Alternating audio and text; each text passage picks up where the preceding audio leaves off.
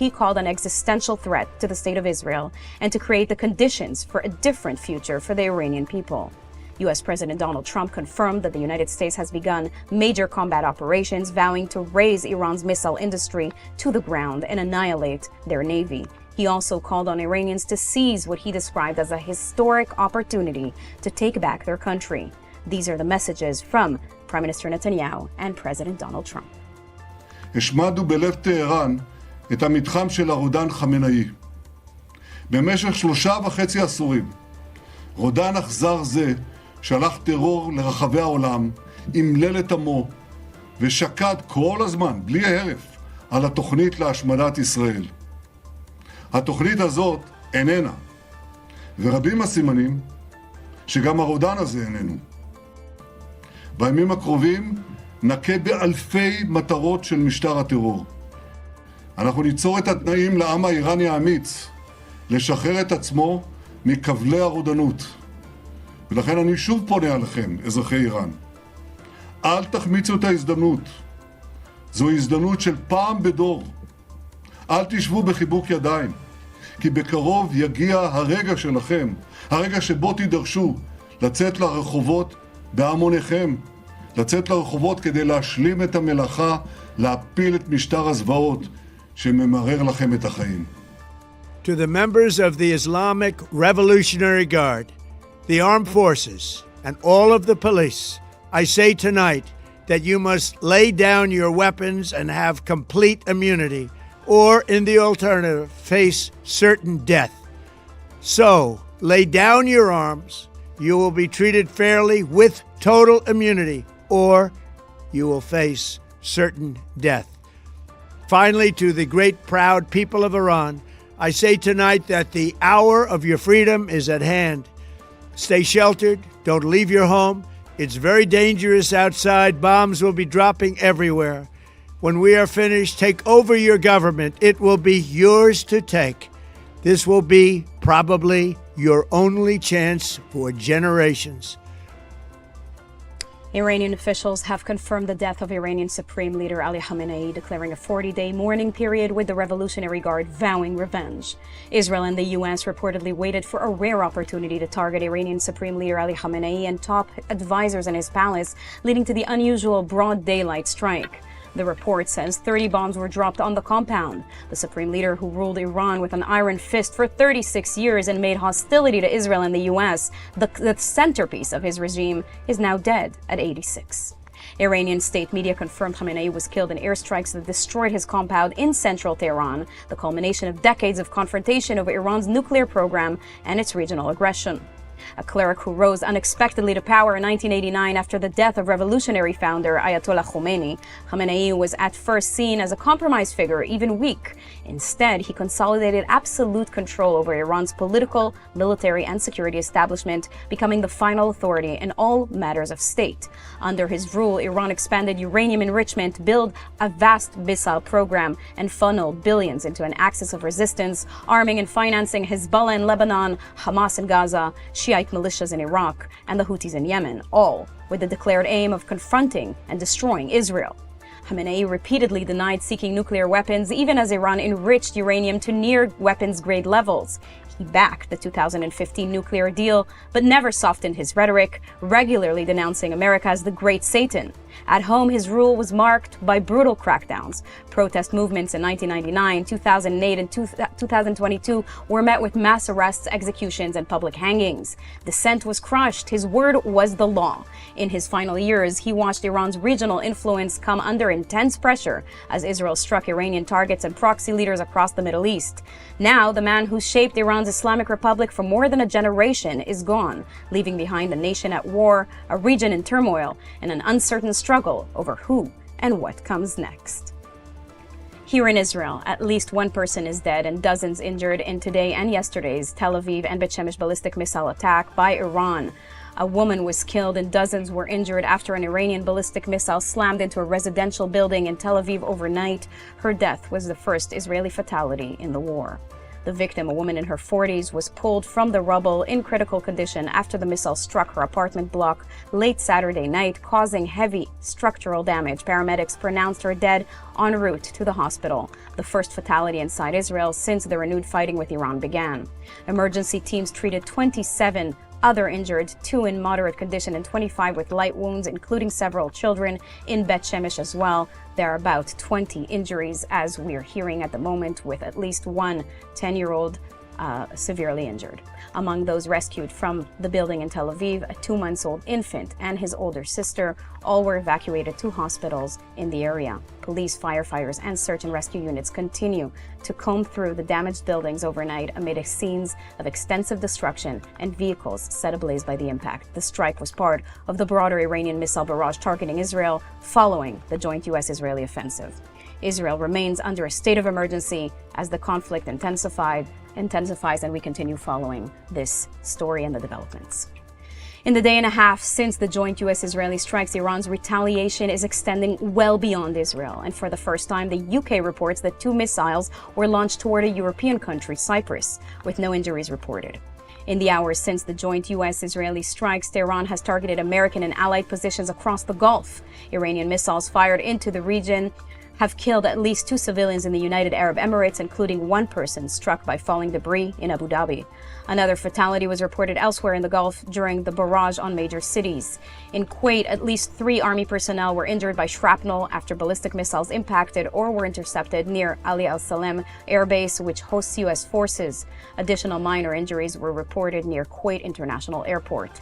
U.S. Central Command says there have been no American combat deaths or serious injuries from the strikes so far.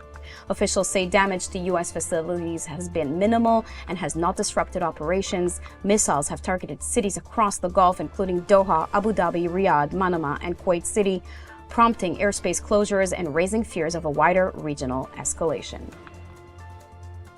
And tens of thousands of Israelis are stranded abroad as the war with Iran shuts down the skies. Following the joint Israeli-American strikes on Iran and the subsequent missile barrages, Israel has closed its airspace until at least Monday, halting all flights in and out of Ben Gurion Airport. According to the Foreign Ministry, more than 74 incoming flights were canceled today and nearly 200 more tomorrow, affecting some 42,000 passengers, including about 35,000 Israelis. If the closure continues through midweek, that number could surge past 100,000. El Al says it is preparing a large-scale rescue operation once the skies reopen, with ticket holders to be automatically assigned seats on return flights. For now, all El Al flights are suspended, and new ticket sales have been halted to prioritize stranded passengers.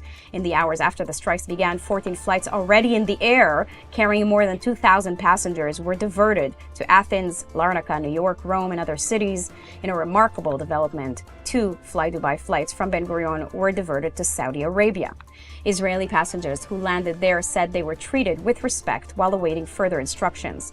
Travelers are being urged to stay calm, remain in contact with their airlines, and follow official updates. The Transportation Ministry says it will provide 24 hours notice before airspace reopens. Meanwhile, more than 33,000 foreign tourists remain inside Israel, also caught in the uncertainty. We are now joined by United Hatzalah Vice President. Can you hear me? Good afternoon. Hello, and thank you for joining us at this crucial and challenging time. If you can give us an update on what is happening on the ground, Dov. So we were quite optimistic until today, after the incident yesterday in Tel Aviv. However, at the moment, there's an unfolding incident in Beit Shemesh, as you mentioned, involving over 3 sites in the area, probably either a direct hit of a missile or of massive shrapnel of it. United Hatzalah volunteer, paramedics, doctors, EMTs on the ground with fire department working there through the rubble, trying to understand the exact impact of this incident. But there are a number of people injured there, some of them severely, and some of them critically. Still early to say exactly what the situation is, still unfolding in 3 different sites in one area in Beit Shemesh. A large incident unfolding there. Maisel, VP of United Hatzalah, are you seeing that this is a very similar site to the previous war with Iran in June 2025?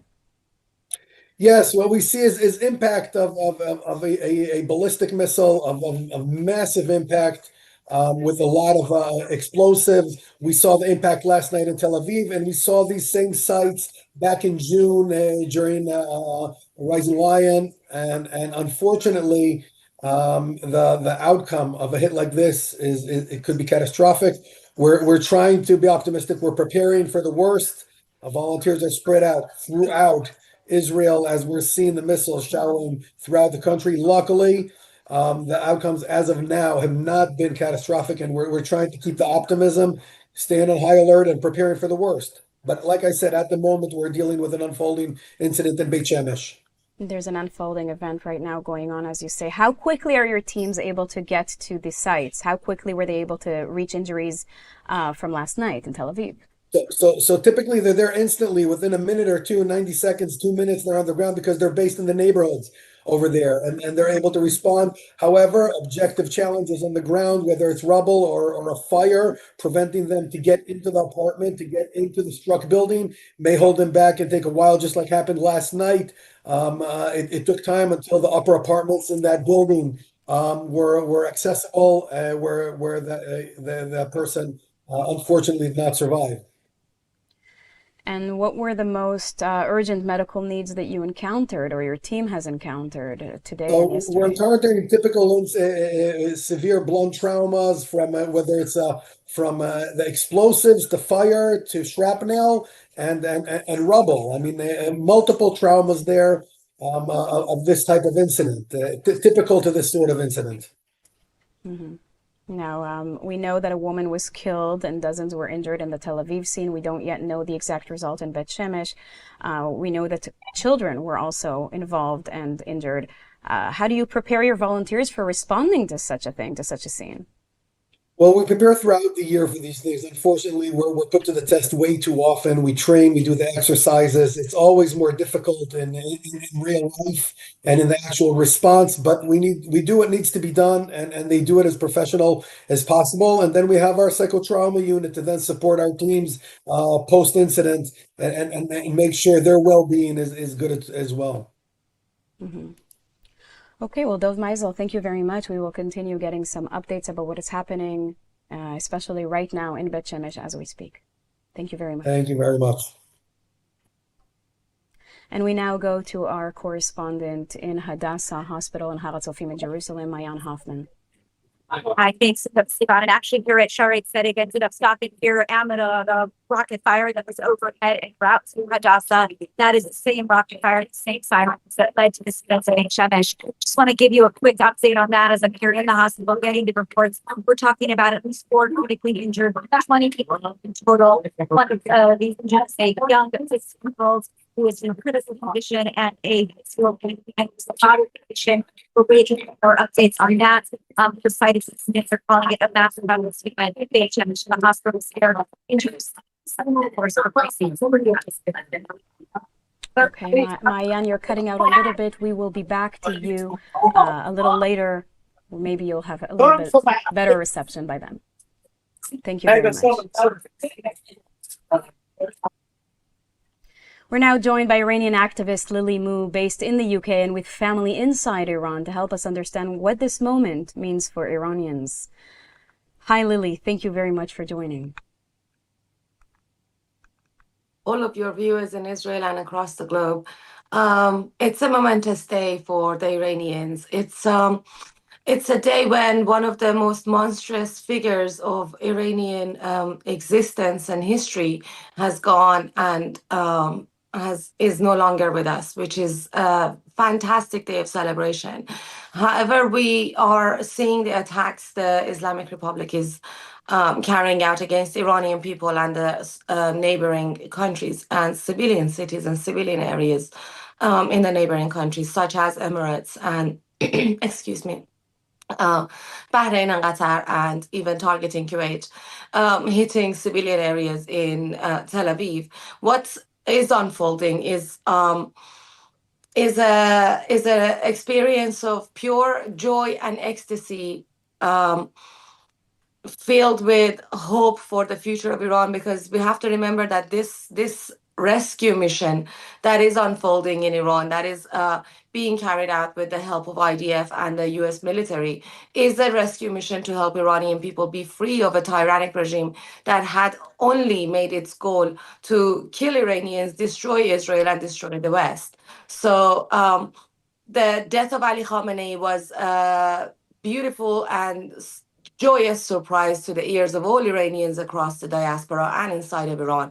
Inside of Iran, actually speaking, I spoke to an Iranian last night, quite late in the night, and most Iranians at the time still had no idea that this had happened. They had no idea that Khamenei has been actually eliminated. And the second I kept reaffirming that this has happened, people were crying and the diaspora celebrated, and it's still celebrating. We are celebrating again in Whitehall today outside the Prime Minister's residency, residence in London. But all of our protests, all of our gatherings that we happen to partake in across the diaspora were completely stormed by this news, and it was turned into celebration. It was, in a sense, that for 4 years, for more than 4 years, Iranians have been saying international intervention, international support, help us get rid of this regime. Yesterday, that desire came into fruition. Yesterday, that promise that was made by President of the United States to the Iranians who bravely came to the streets of Iran, came to the streets of Tehran, and were brutally murdered, came into action. So it's a momentous day. It's a joyous day. Iranians will always remember February 28th, March 1st as a day of celebration and as a day of freedom. Our work is cut out for us. It's not going to be an easy move from this onward, because we know that IRGC still has access to its arms. We know that the IRGC is so angry and cornered. That is why they are not only shooting civilian cities and areas and bases in the Middle East, they are also targeting schools inside of Iran, as we witnessed in the Minab city of Hormuzgan province in the south of Iran. Mm-hmm. Now, I want to ask you on a personal note, how are you feeling today? And since this attack began, is this what you've personally been waiting for? Is it finally materializing? I'm still trying to process my true feelings, because when a wish comes true, in order to really accept and understand it, one needs a few deep moments to really feel and process. I haven't actually had that moment yet. It's been an ongoing. From the second the Beit Rahbari, or the headquarters of Khamenei, was hit, I've been on live news reporting on this with just like yourself and your colleagues in Israel and across the globe. So it's been a motion of emotions for me, but the pure sense of joy and hope gives me this will to actually now start working harder, because up until now we've just been asking. Now we've been granted that wish. Now we have our duties ahead of us. Now we have to help Iranian people get back their country. We have to claim back our homeland, and the diaspora is going to start taking action in ways where the bridges are built stronger. Communication between Iranian people and the international community is becoming stronger, and to encourage the international community and the governments to support Crown Prince Reza Pahlavi as the leader of opposition in this fight against the regime and in the fight for liberty for Iranian people. So with that, I just have to say, Toda Rabba, IDF, thank you, and God bless you, America, and Payande Iran, as we are reaching that freedom. Crown Prince Reza Pahlavi needs and deserves the support he can get, because he's chosen by the people of Iran, and it is the voice of truth that matters so much. Now, Lily, you have family in Iran, inside Iran at the moment. Were you able to make contact with them? How have they described the situation, understanding that Khamenei is dead, and what are their biggest fears right now, because this is not over? At the moment, the one thing we have to always remember is that the past 2 months have pushed the Iranian mindset and reality to the corner of either I die or will live freely. So it's a sense of celebration that the fight is going on, it's meeting its goal, and now there has to be more action on the ground. However, the message that came from Crown Prince Reza Pahlavi um, has been heard by very few people inside of Iran because of the lack of internet and lack of connectivity. And we cannot connect to even direct landlines on from outside of Iran. Even if we try to call from different sources, direct numbers cannot be reached. But apparently, there are different apps that one can use to make international calls. However, I've been finding it quite challenging myself, and communication has been rather scarce. But And now the I've, joy yeah. is there. Now, just like you said earlier, you mentioned, I've also seen videos and reports that suggest really a mix of feelings of fear and joy and uncertainty. And it's just a real big mix among ordinary Iranians after these strikes. Do you believe that there's finally hope for real change, or is there also fear of further violence before that actually happens, unfortunately? The worst form of violence fell on Iranians during the 48 hours of the January massacres, January 18 and 19, where hundreds of thousands of Iranians were shot with bullets of live ammunitions, where thousands of Iranians were shot in hospitals, where thousands of Iranians were locked in the Rash Bazaar and set ablaze. The worst of the worst kinds of violence comes to the Iranian people from the hands of this regime and their forces. As we are witnessing right now, the heads of IRGC, the highest forces in IRGC, are being eliminated. Our artilleries are being destroyed at the hands of IDF and the US military.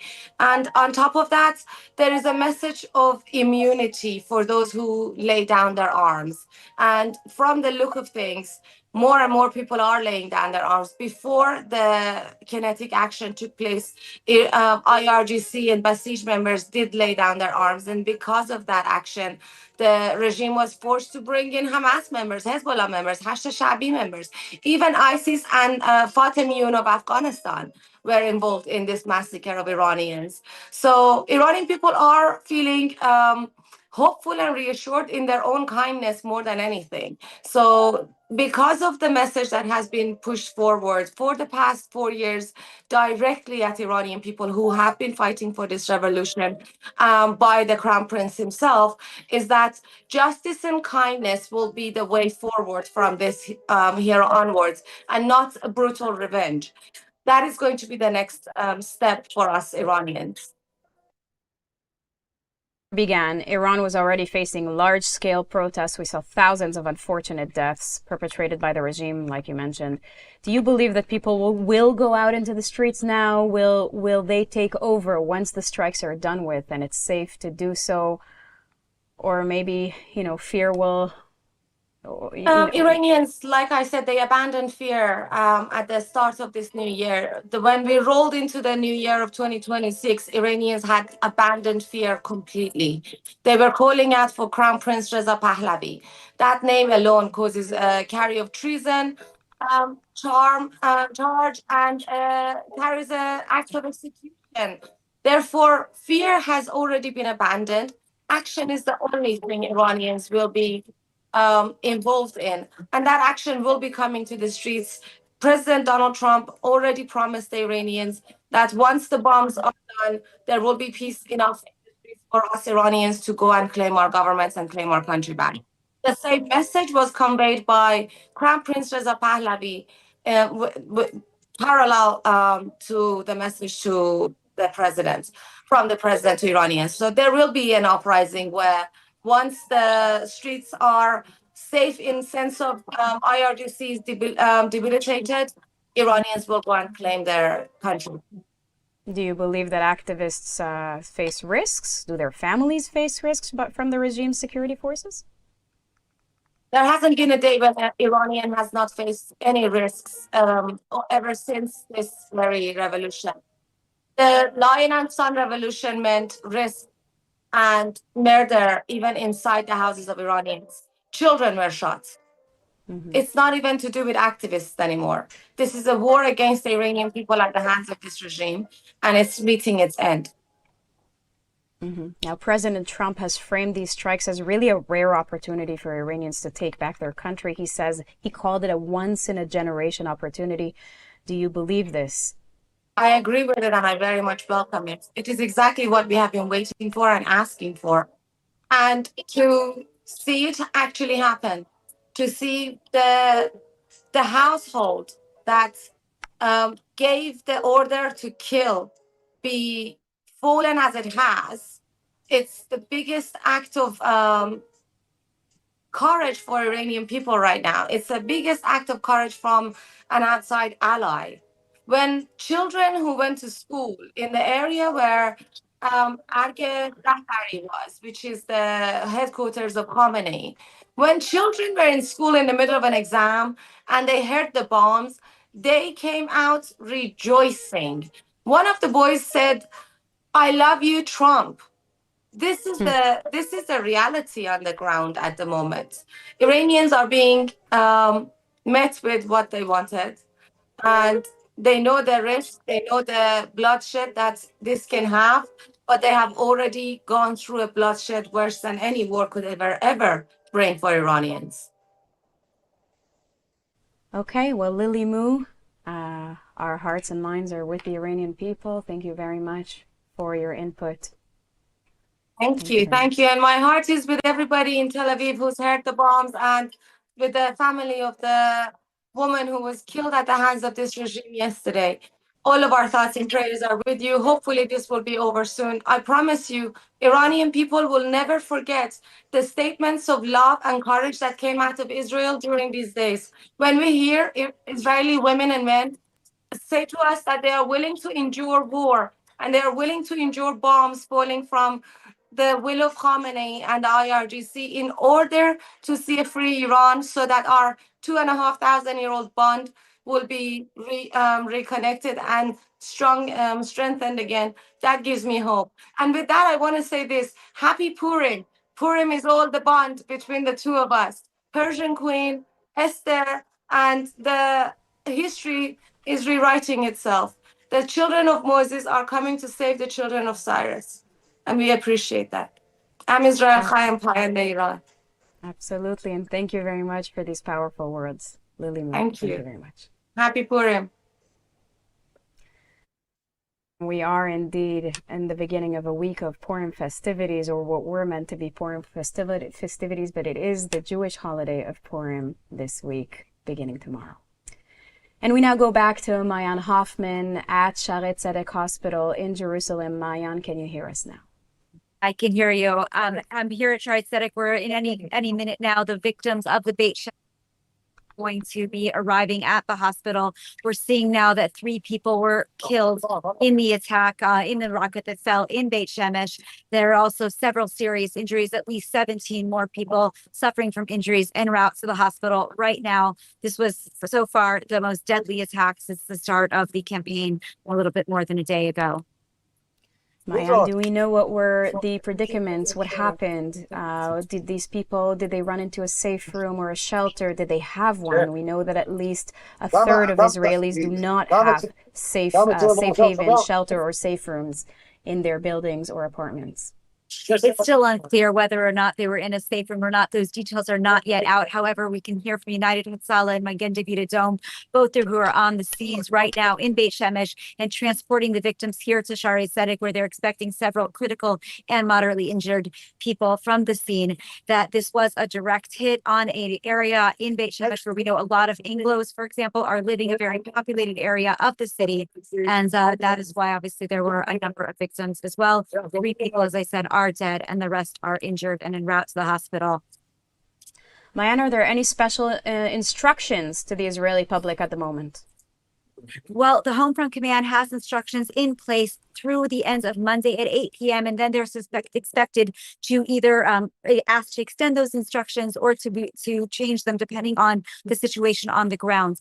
What we know right now is that everybody needs to hunker down, be near a shelter, because when the siren, they give you a warning siren, that can be anywhere from 8 to 10 to 15 minutes before the actual siren, where you can have literally minutes to get into a shelter. And we have seen, as you mentioned earlier in the report, a number of direct hits, especially in the center. And actually, Beit Shemesh, this was not the first hit. This is just the first deadly hit in the area. This is the third or fourth rocket to hit down. We also received information from the police earlier today in Jerusalem, where we've heard quite a number of sirens, many more than we heard during the last Whale Day war in June, almost as many as in the center, a lot of interceptions overhead, and some of the shrapnel did touch down in Jerusalem yesterday. The police had to go and detonate some explosives from some of the rocket debris that fell in the Holy City. And how is the health community across Israel responding? Do we know anything about that? Yeah, so here I am. I'm at Shaarei Tzedek. I just came up from underground because we had some trouble with the reception underneath there.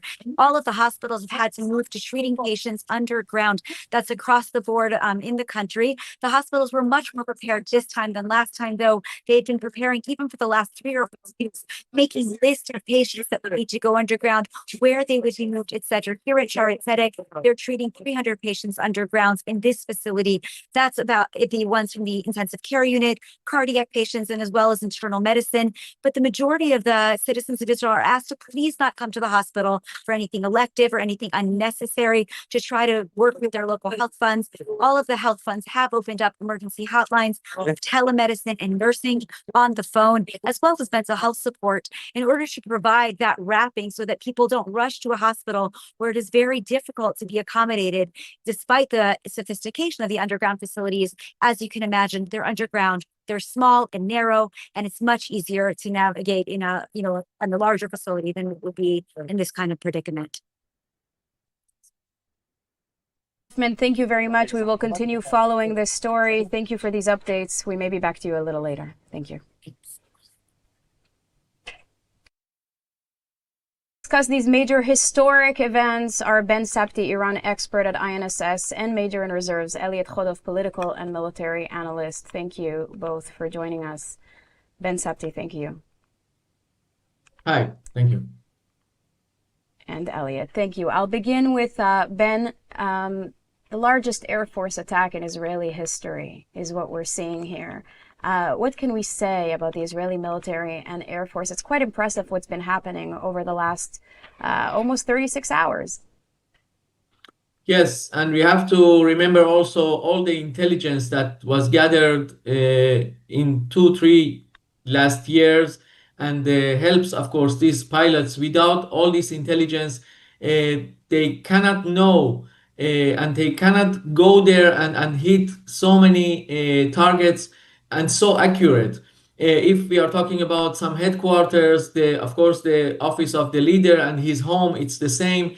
And other ministries of intelligence, for example, that they chase the Iranian people, and also they gather information about and against Jews all over the world. We have the same enemy, us and the Iranian people. So these pilots go there in Tehran or other cities. They hit these kind of targets, or of course military targets such as launchers of the missiles, or the other threats that can be aimed toward us or toward the US power.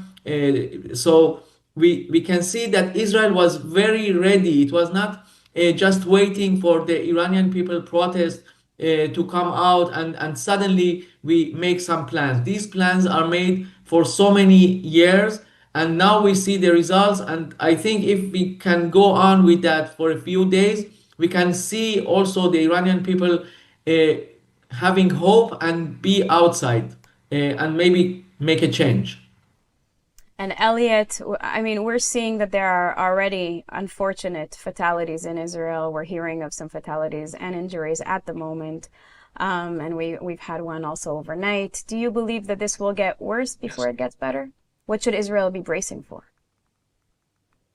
I would hope not. There's a a serious strategic question before us that we don't have the answer to yet. And that is, have the Iranians held back? Because let's be honest, we've had I hate to use the word like dribble, but a dribble of attacks constantly through yesterday, last night, and today. But we haven't really seen a massive concentration of missile fire at a particular target. Now, our defenses are excellent, but they're not perfect. And we've seen the results, unfortunately, the tragic results. But we haven't seen an attempt to really overwhelm the Israeli defense system. Now, is that because they are holding back and waiting for an opportunity? Is it because they are of limited capability overall and they want to drag it out? In other words, if they use it all at once, they won't have it for tomorrow? Or is it because they've been so badly damaged in terms of command, communications, coordination, control, and the launchers, warehouses, and missiles themselves that they simply don't have any other capability? These are questions that are on the table. Israeli military intelligence is trying to figure out which is which. And the answer to that question is really the answer to your question, depending on what their circumstances are. And we have senior Israeli officials saying there will not be another opportunity. This is it. So we must go all the way. Do you agree with this statement? Absolutely. Look, the failure / error of the 12-day campaign, I don't call it a 12-day war because the war with the Khomeiniist regime has been going on since 1979. But the failure was stopping abruptly and giving them the opportunity to reconstitute themselves. And we saw the result of that, unfortunately, a little over a month ago during the demonstrations and abortive uprising. This is certainly an opportunity. There's no way of predicting its outcome. Will the Iranian people actually rise up? Open question. And they're not, I don't believe they're going to do it today or tomorrow. They're going to wait till there's a lot more damage done to the regime. How much damage will be done? Will the regime be able to respond to it? Will there be an uprising that pushes it to the end? And I think one critical question, which will be the litmus test, does the Iranian military, not the IRGC and not the Basij, but the military itself, change sides and go over to the uprising? If it does, the chances of an overthrow go up significantly, almost to certainty. If they don't, the chances drop precipitously. Now, Benny, you're an Iran expert. Do you believe that Iranians are extremely happy as is projected? I've seen videos, I've seen reports about the joy. Are they indeed happy, or are they also fearful? And what percentage or the statistics would you say of those wanting the regime change, cheering for Israel at the moment and the United States versus those who aren't? Yeah, so last night we saw some spontaneous, not kind of protest, but joy and dancing in the streets, especially when they heard that Khamenei is not there anymore. So these were kind of spontaneous protests. But the only thing that the regime does now is keeping the country under their control. They brought immediately Basij and IRGC forces into the streets. We are not the only enemy of this regime still. The people are also the enemy of them, those who remained alive. And we can remember one poll that the regime did around October or November a few months ago before the protests. And it was so obvious that something huge can face them. That poll said, and it was their poll, it was not Israeli poll or others, 92% of the people hate the regime. They are suffering from the prices, from the inflation, from lack of water, electricity, many things that we discussed for many, many months. And of course, the numbers are huge. There are about 10 million people maybe that support the regime, and they do it because of some interest, some economic interest, some corruption, some of them are high-ranked degrees in IRGC, but their sons and daughters are abroad in Canada or in US even, they shout death to US, but their sons and daughters are living there and having businesses. So people know that, people see that, and they hate this regime. But the problem is that the forces are still out. They have some kind of the level of organization, and they can still depress the people. The internet is out, so we also don't know and don't see what is going on really in the streets. Only what the regime brings us. And as you are showing now, they show only their supporters that cry about Khamenei, and they are waiting for the new leader maybe. But I'm so sure, and it's not just a hope, it's that number, 92%, that the people, the moment maybe if they hear from President Trump or Prime Minister Netanyahu, maybe that thing to say to them to stay at homes and not coming out, maybe we have to change that. Maybe we have to call them to come out. Otherwise, the regime can not only in the military aspect, but also in the country. They can reorganize. They can choose a leader, and we actually can see that we didn't do anything. If there is a new leader there, if they are reorganized, so people will be desperate and will go home. So maybe this is the thing that they are waiting for, somebody to call them, to tell them what to do, and coming out and taking the country back. Now, so many Iranians have been chanting death to the dictator, wishing death upon Khamenei, and finally, well, he's dead. So now what? Yes, so we have now a temporary council by the law that the president, the head of the parliament, and some other figures there are there, and they have to choose the next leader or be there until the other council, the council of the experts, they have to find a cleric that is qualified for leading Iran as a politic figure and also a cleric, and it can take a few days, and this again, this is as I said before, this is an opportunity. These few days until they find or don't find this other cleric. So we have some names. Some of them are very old, so they are not relevant. Around 100 years old. So you can also see how old and not relevant are these figures. But there are some like Ahmad Khatami or Ayatollah Arafi who are about their 60s, and they were kind of involved in the politics. So they are also clerics, and they are also a little bit a politician. Maybe the former president Rouhani can also come out and be a candidate, but the regime hates him because of the JCPOA. They don't want him to come in and make maybe compromises with US or even with Israel. So there are very few names, or maybe even the son of the leader Mojtaba, if he is still alive, he can be also a candidate. But as I said before, US and Israel cannot allow that, cannot bring the other leader to be there. Otherwise, we actually did nothing. Otherwise, we're back to square one. Ben Sapti, thank you very much for your input and for your analysis. Thank you. Sure. Now, Elliot, stay with us, please, but I regret to say that there is an unfortunate unfolding to the situation in Bet Shemesh. At the moment, we're hearing of 5 dead from this missile strike, from this impact site, and we now go to Mayan Hoffman in Jerusalem at the hospital for some further updates. Mayan.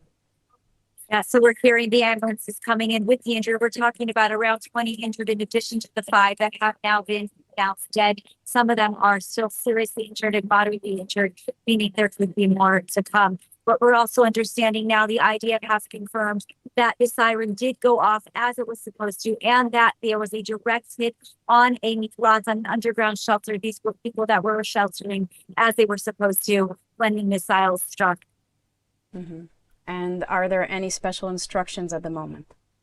Just to again hold tight. There's nothing, no special instructions other than that we are expecting again more missiles to be coming from please continue to go into your shelters. We saw in the last war that shelters save lives. The miglats, which are the ones underneath the which are safe inside your homes. That is where you need to be when those sirens go off. And unfortunately, like we saw today, it doesn't always work, and that only doesn't work. So ballistic missiles that are being sent from Iran are incredibly large, incredibly powerful missiles. And so it is essential to be in shelter.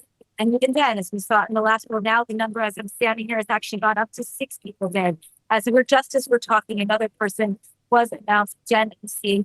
So we're starting to, and I will also add that Hatzalah is sending updates that they are on the ground and still pulling people from the rubble. So it is still unclear what the total number of dead and injured will be after this extremely, extremely deadly attack in Beit Shemesh, a direct hit on a building, on a miklat, where people were hunkering down trying to protect themselves during the size. This is an unfolding event, and I regret to say that we are now informed that we are talking about 6 dead at this specific site. Mayan, thank you very much. We will continue to get updates from you throughout the day. Thank you. Thank you. And now I'm back with you, Elliot Chodov. We're hearing these really regretful news about several fatalities here in Israel today.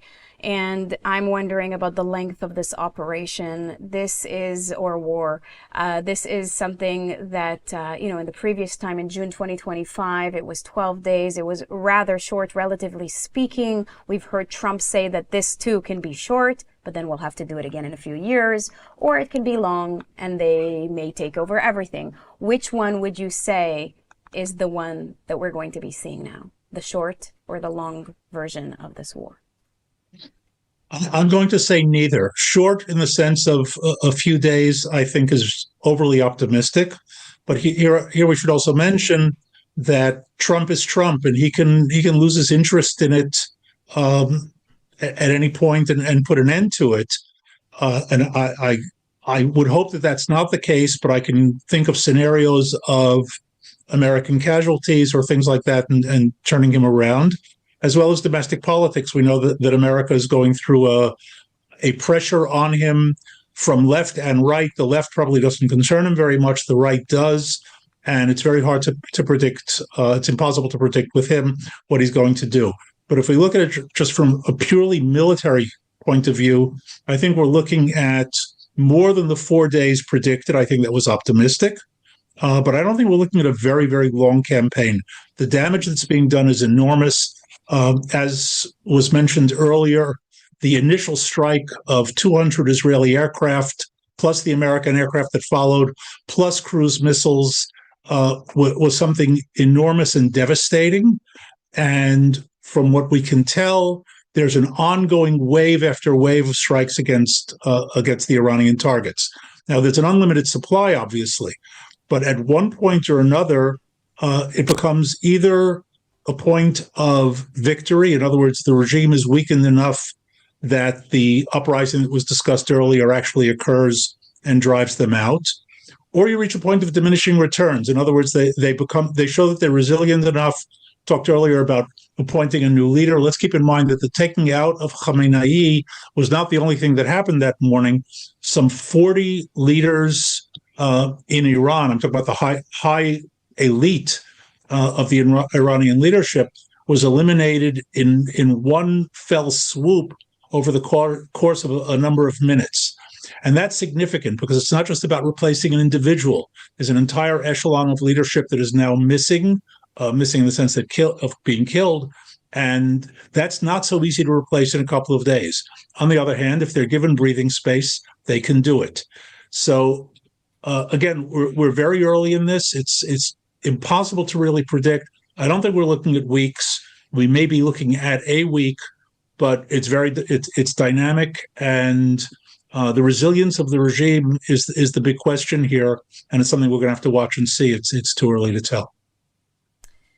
Thank you, Elliot. And I'd like to have Kalev join the conversation. Kalev Ben David, our ILTV correspondent. Hi, Kalev.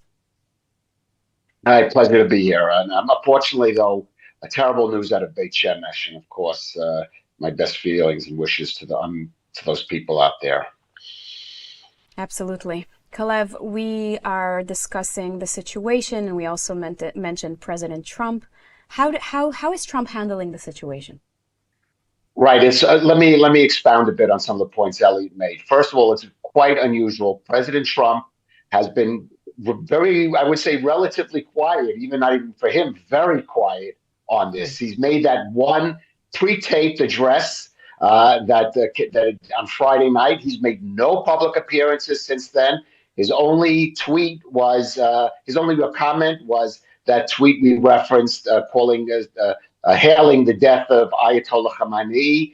He is still in Mar-a-Lago, did not go to Washington, was not in these situations. He supposedly is going to even host a fundraiser in Mar-a-Lago later today.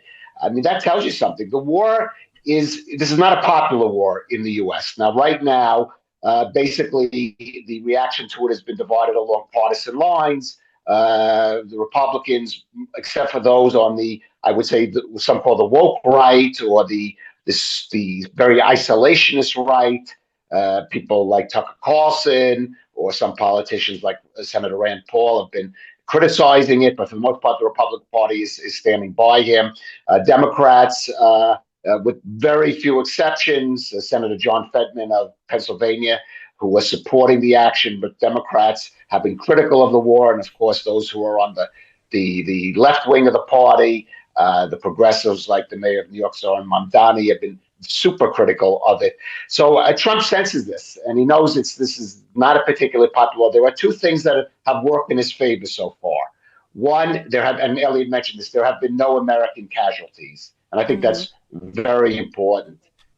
The other is that there are the death of the Ayatollah Khamenei. That is a major achievement, and we see pictures not just of the Iranians in Iran celebrating. We see Iranian Americans celebrating in communities like Great Neck, Long Island, or in Los Angeles, and those are very positive pictures. I saw some and those from people Canada are as speaking well. out. We saw Lily Moo, but many Canada as well, and those people are going in the media and they're responding to some of the criticism of the war. So I think those two factors, the fact that there have been no U.S. casualties yet so far, and the fact that the Ayatollah Khamenei was eliminated, a real achievement that Trump can point to, has bought President Trump some time. But again, I'll agree with Elliot. I think we're looking at about a week for President Trump to really show some major progress here. There is something that's brewing, which is that the Democrats in Congress say next week they want to bring to debate a resolution, what they call a War Powers Act resolution, basically a resolution saying that President Trump needs congressional approval for this kind of military action. That's not a debate that President Trump wants to see in Congress, because, like I said, there are even some Republicans, Senator Rand Paul is one of them, a few in the House, that might break ranks with him publicly there. And so I think he's got to show something within a week's time, or by next week, by the time sort of Washington convenes for that next week, to show some achievement. If not, he might start looking for an out. And there are, listen, one other factor working in his favor is the Iranians themselves. If we were dealing with a sort of rational body politic in Iran, one of their leaders, maybe the president, Pezeshkian, who's supposedly still alive and is seen always in the kind of, I use the word moderate, but relative to the fanaticism of the religious figures there, would come forward and say, okay, now we're ready to negotiate. Maybe we'll give up our nuclear program. There might be a chance for this regime to survive the way we saw in Venezuela. But of course, the Iranian regime at this point hasn't shown a leader who could even show any kind of moderation, even give an off-ramp to President Trump. So that's another factor working in his favor. But I would say there has to be some kind of maybe concrete progress for President Trump to show to a week in order to carry this war forward. Now, Elliot, I want to stress here that Iran has targeted Israel, but also the Gulf states. And we're hearing today of something surprising, that they've also targeted Cyprus, a European country. This is a first. What are your thoughts on this? I'm not surprised. The Iranians are trying to strike in every which way they possibly can They are at the moment on the ropes. On the ropes doesn't mean that they're finished, but it means that they're in trouble and they know it. And one of the things that they know that concerns the Americans, concerns President Trump, he was warned of this, and I'm talking about President Trump was warned of the possibility of this expanding into a regional war. That is something I think that the Iranians are playing on right now. They're trying to make this look as broad a war as they possibly can in order to encourage opposition in the United States. They don't have the ability to stop the Israeli and American airstrikes from where they're sitting. In other words, right now there's virtual air supremacy by Israel and the United States over Iran. Their only real chance to undermine it is by getting American opposition, and American opposition against the Trump administration or within the Trump administration. And one of the issues, as I said, is that this will expand to become a regional war. And I think they're trying to create that imagery as best they possibly can. A couple of weeks ago, Can I just update you? There is Sivan, there is an update on that Cyprus, though. Initially, the defense minister of Great Britain said that was an attack targeted. Those missiles were targeted to a UK military base in Cyprus. The Prime Minister, Keir Starmer, just in the last, I would say, half hour, made a statement saying that no, that was a mistake. The UK military base was not targeted. We should say there are political reasons for the UK to deny that it was that UK base was targeted, because the public in the UK has been very against this operation, and certainly in Prime Minister Starmer's party. We don't know the facts of it.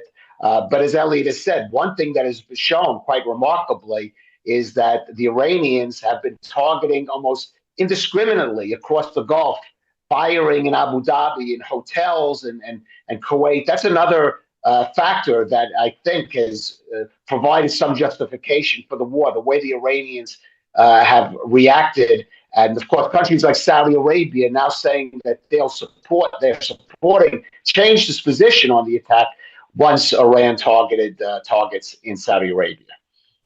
Mm-hmm. And we've heard a few weeks ago them threatening. There were threats that if Khamenei is targeted, if he is killed, there will be a global jihad or something along those lines. Do you believe that that's what we're going to be seeing now? Elliot, how about you? I'll give that to Elliot. Yeah. And so let's just get a brief answer on that one. So the Iranian supreme leader under the system that was designed and built by Ayatollah Khomeini is not only the leader of Iran, he is ostensibly the leader of all the Shiites in the world. Now, not all Shiites subscribe to that, but many of them do. In other words, there are Khomeiniist Shiites and non-Khomeiniist Shiites, but those who are part of that and see the supreme leader as the religious leader of the Shiites throughout the world. So those people are certainly going to think in terms of revenge. We have to wrap up, Elliot. That was it. But that was very powerful. A thought to be left with us. Thank you very much to both of you. Now that's a wrap for this special edition of ILTV on the Hour, broadcasting live from Israel and the heart of the Middle East. I'm Sivan Raviv. We will keep following.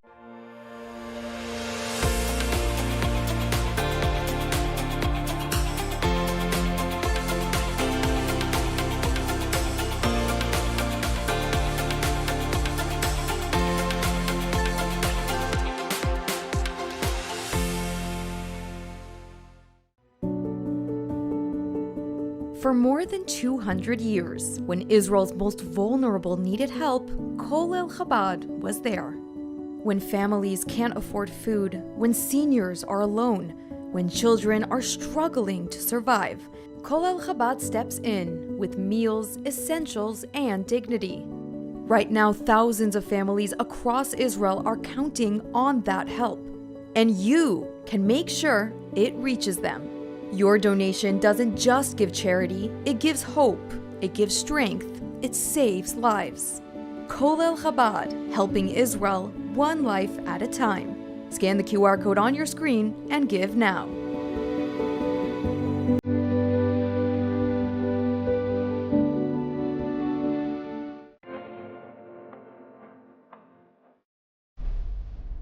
At U Haifa International, academic excellence isn't just a standard, it's a way of life. With 21 English-taught master's programs, world-class faculty, and Israel's top national score in the Times Higher Education Impact Rankings, students grow in every direction. If you really want to challenge yourself academically, grow in a very diverse community, and be immersed in such an important and significant environment, University of Haifa is the place for you. Located on the stunning Carmel Ridge, the U Haifa blends academic excellence with a welcoming community. U Haifa International has a great combination of top-notch academics with a great community of students. Whether you're pursuing a one-year master's or diving into research, U Haifa gives you the tools, mentorship, and real-life insight to make your mark on the world. U Haifa International. Master your mind, live your Israel experience.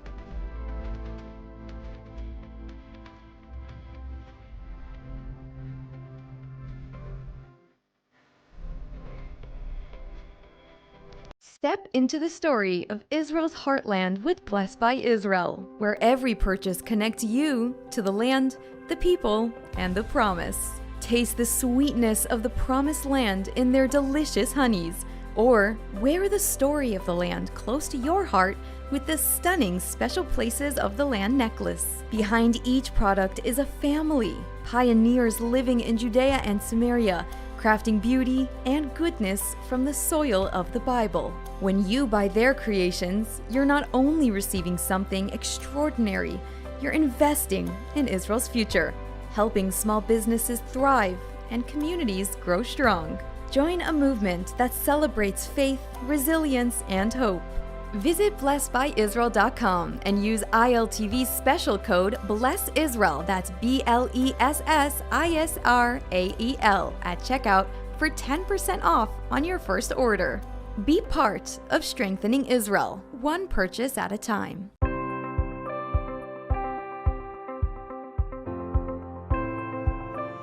The story of the Jewish people has never been about standing still. It's a story of moving forward, of taking responsibility, of protecting what matters, no matter the challenge. That story is still being written today, not with swords, but with stewardship of the land, with the rule of law, and with the determination to secure Israel's future. And on the front lines of that mission stands Regavim. Regavim is a public movement dedicated to defending Israel's national lands and natural resources in the field, in the courts, and in the public square. Through research, on-the-ground action, and legal advocacy, Regavim works to uphold the rule of law and to ensure that Israel can grow, thrive, and remain rooted in its homeland.